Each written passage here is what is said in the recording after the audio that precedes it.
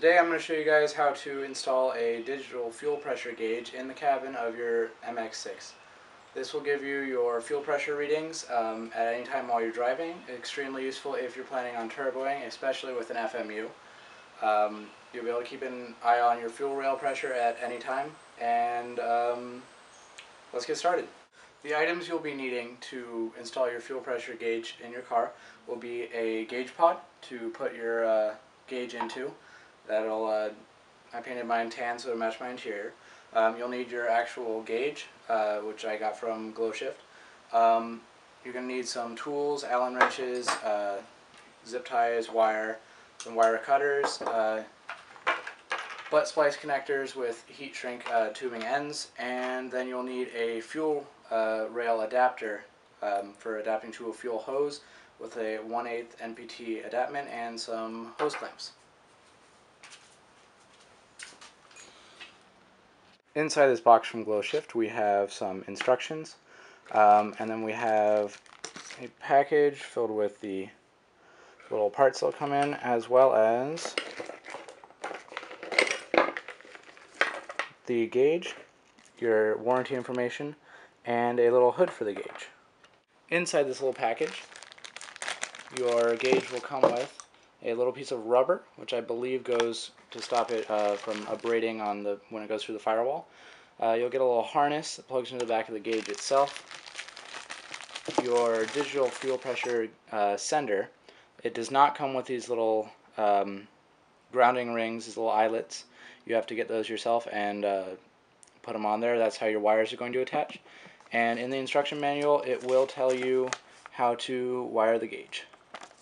Okay, so I have this nice fuel line adapter from VMS Racing, and you're going to have to use your Allen key set to get this little plug out, which is conveniently included in case you get partway through installing this and you don't want to finish, or if you just want to put this in your car and you don't have the gauge yet, you can install this and put this little plug in, and your car will run just like it did before without anything in there. This is a little adapter.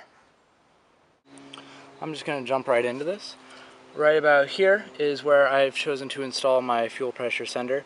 It is right in between the two fuel rails, so that will give me an accurate representation of the fuel pressure at both rails. This is going to be a really snug fit, but that's going to go right about there. And so start by cutting that line right there. Ooh, scary. Before you cut it, it would be a good idea to take your gas can cap off to relieve any pressure in the fuel system. Give it a nice clean cut right through the middle.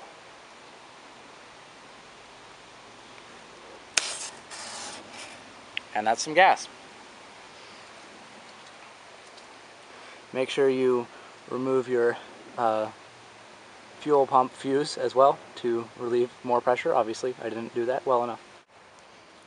Alright, after that fiasco, you should have a nice clean cut. Let's see if I can show you guys that. And now you're good to install your sender. Right now I would recommend putting your hose clamps over the hoses so you don't forget to put those in, because this is going to be pretty tight in there, and then work on trying to wiggle this puppy in there. Alright, so bad idea. There's no way that was going to fit in that without making a right angle bend. So go ahead and pop the clips off the bottom and pull off both these hoses, and you're just going to make that little loop a little bit longer with some new fuel line. Alright, I got it back in the car. I had to use a lot more hose than I thought, but here goes the first start attempt.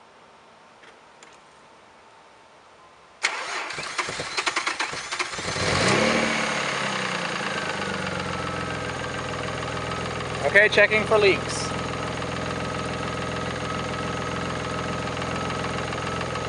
Seems to be running fine. So far I've hooked up these wires. The one's a ground and one's a signal wire. So the ground I wired to there, and these I'm working on getting all the way around and over through the firewall to where the gauges will be mounted. So here you can see the quality of the workmanship I did on this thing. I'm going to get some more conduit from there, but then it goes into conduit there, and it comes out and it pushes through, and then it's going to go up into my gauge pod, which I'm going to add another gauge to right in there. I sanded and trimmed this gauge pod to fit perfectly where I need it to fit.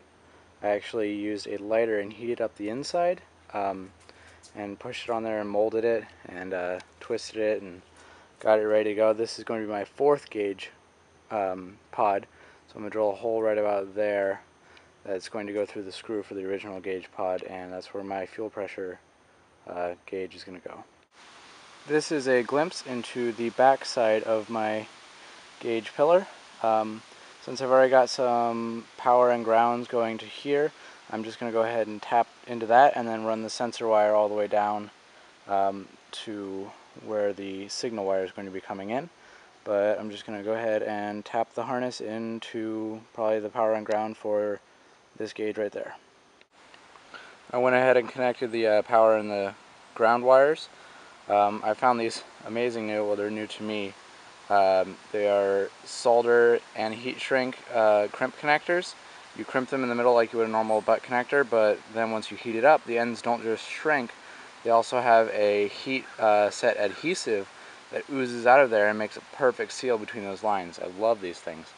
So now you're just going to go ahead and run the signal wire, that's the green one, down to through the firewall to where the signal wire is coming from the sender, and then I'm working on installing the next gauge pod. I'm just going to go ahead and drill a hole for the little harness to come through, and then I've actually mounted it so it'll screw into the same place that the original pillar does.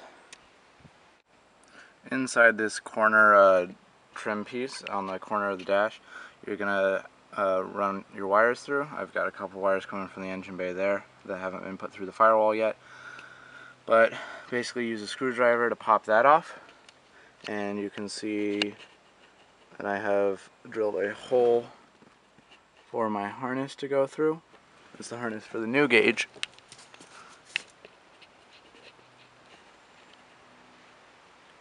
Taps in there, and so you're just going to run your sensor wire down to there and connect those two together. That's how I'm doing it. You should go through the firewall, and then I'm going to work on mounting that gauge, this gauge there, to that thing. With this panel off, you can see all the wires I've got inside here. They come from that A-pillar pod down into here. You're just going to feed your wires in and connect them. I had to extend the green sensor wire because it only reached to about there, and I wanted some extra playroom. So I did that, and I also took the chance. What I do on all my gauges is I have these these quick spade connectors that I put in the on the ends of my sensor wires so that I can plug or unplug them whenever I want. So once you got that, go ahead and connect those and then hide them back inside that panel. Now I have all my gauges wired up. That's still unattached, but I should be able to get you guys a reading when I turn the key on. Let's see.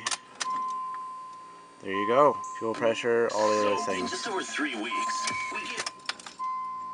Okay, that's awesome. Now I'm going to work on getting this back in and getting that actually mounted, not just with a zip tie. Well, they're in. It took me about probably 5 hours to get that in there.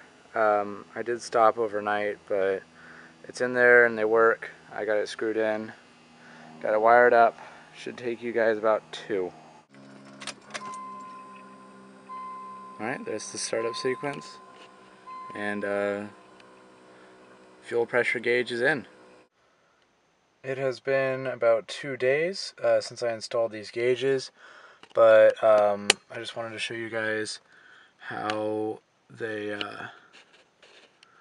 work, because my battery was dead when I did that, but I've got a new battery now, so I'm going to show you guys what it's like.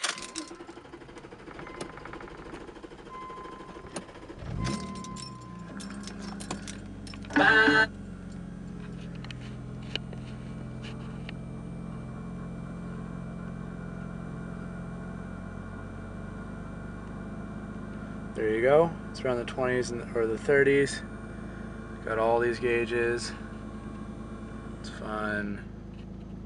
You know, your fuel pressure should, it'll let you know. Now you'll be able to tell what your fuel pressure is at any time. If you're running an FMU setup or an adjustable fuel regulator, you'll be able to read what your pressure is in the cabin. Extremely useful if you're running an FMU, so you know you're not running too much pressure for your rails, not running your injectors to their static limit, or you'll know the second anything goes wrong. If you burst a hose in the engine bay, you'll know before you burn your engine.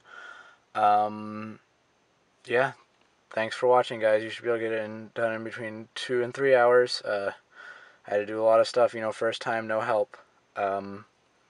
But enjoy your new in-cabin digital fuel pressure gauge.